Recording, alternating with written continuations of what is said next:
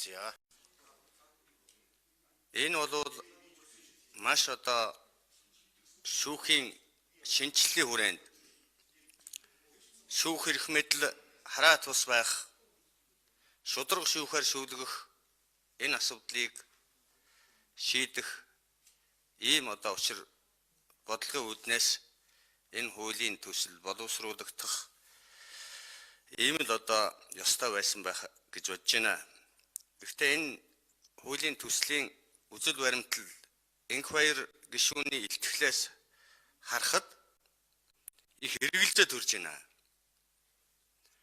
Өнөөдөр хэрэг үүсгдэг, шалгадаг, прокурор хяндаг, шүүхтэр аваачиж шийддэг энэ асуудал өнөөдөр маш хүнд байдлын асуудлуудын нэг байгаа.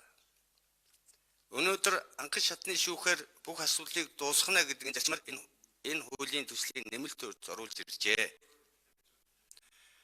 Энэ бид болгоомжтой хандах ёстой.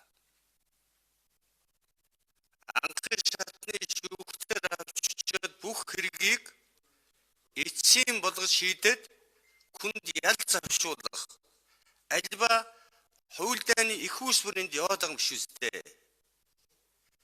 Прокурор удааж агаад шүүх рүү авчирч өгдөг.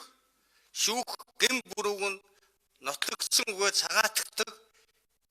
Энэ одоо асуудлыг хуульчлах ийм л үйл явдал явж гин гэж ойлгож байна. Монгол улсын ерөнхий прокурорын санал, Монгол улсын дээд шүүхийн эрүүгийн тэнхимийн шүүгчдийн хуралдаанаас энэ хуулийн төслийг дэмжиг байна.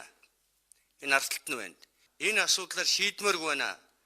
Монгол улсын үндсэн хуулийн үзэл баримтлалыг зөрчсөн байна гэдэг энэ асуудлыг тавьжээ.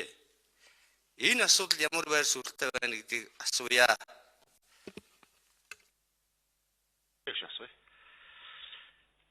Энх баяр гишүүний бас нэмж асууя.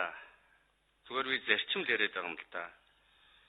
Энэ хүн ярьдаг, хэрэг ярьдаг. Энэ бол хууль тогтоогчийн асуудал биш ээ. Өнөөдөр бид зарчим ярих ёстой, бодлого ярих ёстой. Тэр дээд шүүхтэр хэний хэргийг хэн шийдсэн юм, ингэсэн гэсэн нийгмийн сэтгэл зүйд нөлөөлөх энэ улс төрийн ихтгэл тавих болоо энэ хоёроо. Зарчим ярий, шинжил ярий, бодлого ярил л да.